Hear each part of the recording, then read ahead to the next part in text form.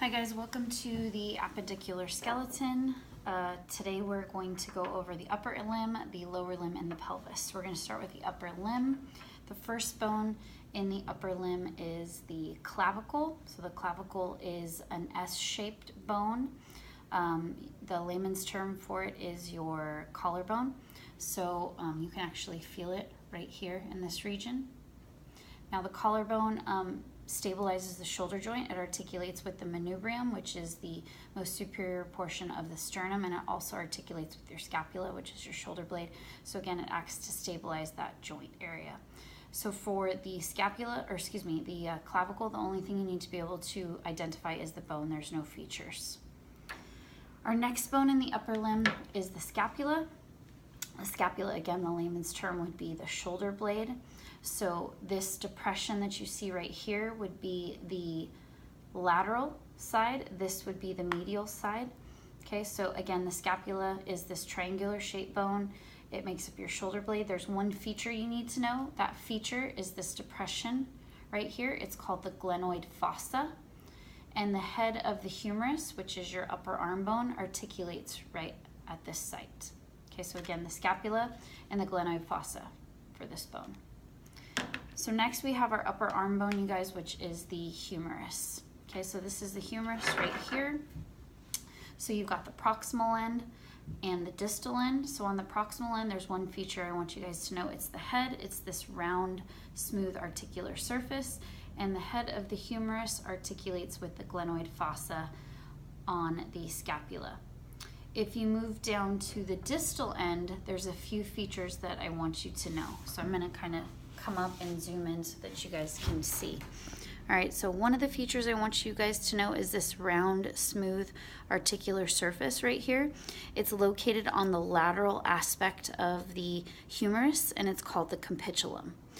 All right, so the capitulum is on the lateral side. So if you move medially from the capitulum, there's this area right here that looks like a spool of thread. That is called the trochlea. Okay, so the trochlea is in the middle of the distal end of the humerus. So again, the features that you need to know for the humerus are the head, the capitulum, and then this center portion right here that my thumb is running along, which is the trochlea. So the other two arm bones that we have are the radius and the ulna. The radius has a very nice round head, which is one of the ways in which you can remember it. And the ulna is often referred to as the wrench bone. So we're gonna start with the radius. On the radius, there's two features I want you guys to know. The head, which is this round articular surface. And then from the head, if you move your finger posteriorly and inferiorly, you can feel this roughened projection right here. That is called the radial tuberosity. Okay, so on the radius, those are the two features that you need to know, the radial head and the radial tuberosity. So the radius is the lateral bone, and the head articulates around the capitulum. I'll be right there.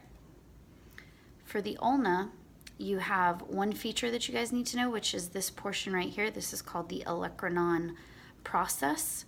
And the olecranon process articulates around the trochlea. This notch right here is called the trochlear notch, and it fits into the trochlea. So again, on the ulna, the only feature that you need to know is the olecranon process, which is this portion that I'm holding right here. The last portion of the upper arm is the hands, and we're gonna go over that. So your hand is made up of a cluster of 3 different types of bones. Your wrist bones, which are these small bones right here, are called your carpal bones. There's a total of 8 of those, like you would get carpal tunnel. So that's one of the ways to help you remember them. And then you've got your metacarpal. So meta for middle, and we've got 5 of those. 1, 2, 3, 4, 5. So we've got 8 carpals, 5 metacarpals, and 14 phalanges. So phalanges make up the digits of your fingers and your thumb. So in your 4 fingers, you've got a proximal, intermediate, and distal. And then at the thumb, you only have a proximal and a distal. So for a total of 14. So for our hand, again, we have 8 carpals, we have 5 metacarpals, and we have 14 phalanges. And that concludes the upper limb.